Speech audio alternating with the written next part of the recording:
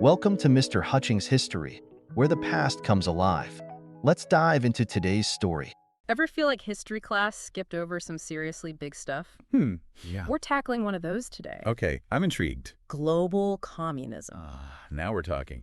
It's not just some history lesson, is it? It's about understanding how this idea went from, like, two guys scribbling in a notebook to a force that shaped the entire 20th century. And even if someone thinks, oh, politics not for me, this stuff still echoes today. Exactly. So we've got this lecture, Mr. Hutchings History, sounds promising. Classic. And a podcast episode, What was Global Communism? Let's see if these get to the heart of it, from theory to reality. All right, let's dive in. So first things first, what were Marx and Engels even going for? Like, what was the grand vision of global communism?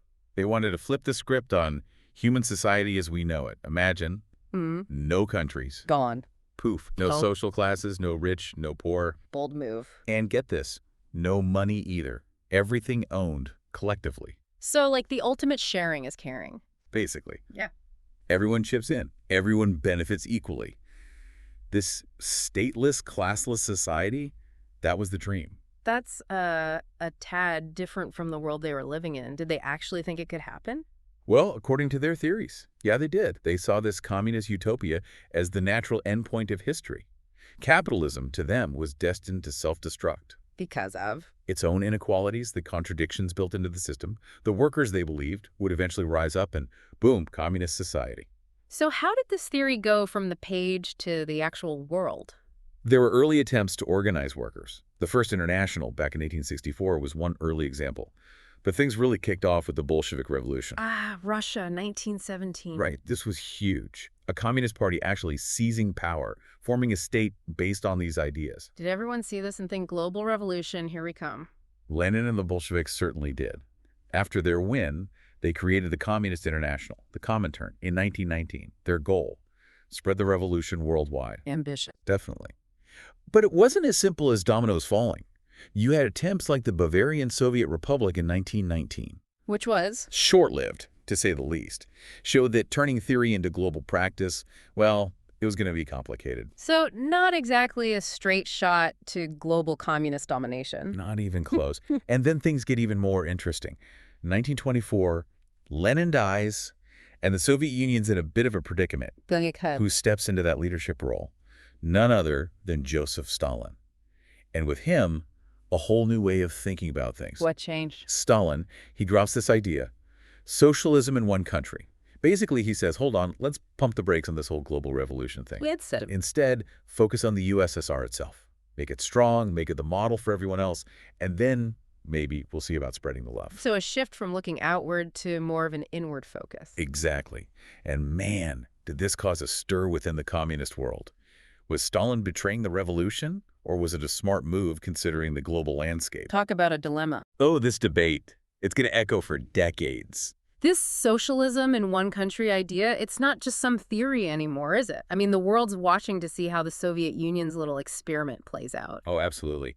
And as the Cold War kicks off, this internal debate within communism, it takes on a whole new level of importance. Because now you've got these superpowers with totally opposite ideologies, both wanting to run the show. Right. And everyone thinks it's just capitalism versus communism. Simple as that. But it's way more complicated. How so? Well, there's this thing, the Sino-Soviet Split. China and the Soviet Union, they weren't exactly best buddies anymore, right? Not even close. Yeah. By the late 50s, things were getting tense between Mao Zedong, he's leading China, and Khrushchev, who took over after Stalin and the Soviet Union. What was the problem? Mao thought Khrushchev was going soft. Like he wasn't hardcore enough about spreading the revolution, too cozy with the West. So even within the communist world, there were arguments about the right way to do things. Oh yeah, big time. And these weren't just arguments in smoky backrooms. This stuff had real consequences. Like what? Well, in 1956, Khrushchev gives this speech, the secret speech, where he goes all out denouncing Stalin, his personality, called the whole shebang. Mao sees this as a huge betrayal. Like, you're not supposed to air your dirty laundry like that. Yeah. Especially when it's about the father of Soviet communism. He thought it would weaken the whole movement. This rift between them, it must have had huge ripple effects. Totally. One of the biggest, how they approached these proxy wars. Take Vietnam, for example. Both the Soviets and the Chinese supported North Vietnam, right? Yeah, against the U.S.-backed South. But their reasons, their goals, they weren't always on the same page. Sometimes they'd even work against each other without realizing it. So instead of this united communist front, it was more like everyone doing their own thing. Pretty much. And this completely changed the game in international relations. The U.S., under Nixon, they saw an opening. An opening. Yeah, with this whole triangular diplomacy idea. Basically, they exploited the fact that China and the Soviet Union couldn't stand each other. Clever. Right. So they cozy up to China in the early 70s, driving a wedge between them and the Soviets. Completely changed the balance of power. It's wild, right? We always hear about the U.S. and the Soviets, but this whole China angle, it adds a whole other level of complexity to things. Totally.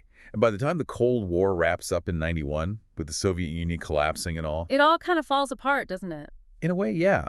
China takes its own path, opening up its economy a bit. But still holding on to the communist political system. Exactly. It's this weird mix. So that whole original vision, one big, globally unified communist movement, it never really happened.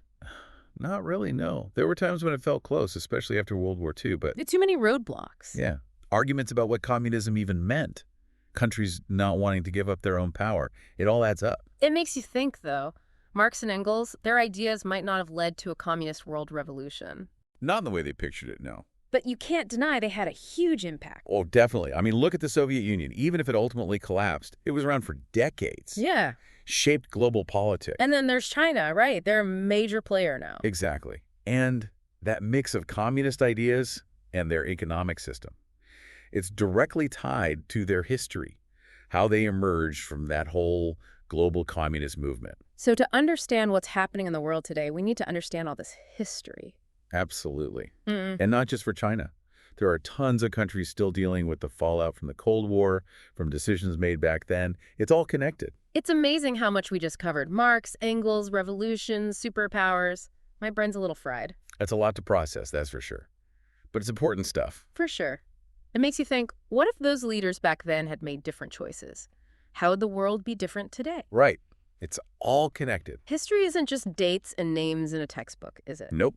It's about people, ideas, and the choices they make. And sometimes those choices, they echo for generations. Definitely makes you think. It does. Well, that's our deep dive for today. Until next time, keep asking questions, and maybe, just maybe, history will give you some answers. Thanks for listening to Mr. Hutchings History. Keep exploring, and we'll see you next time.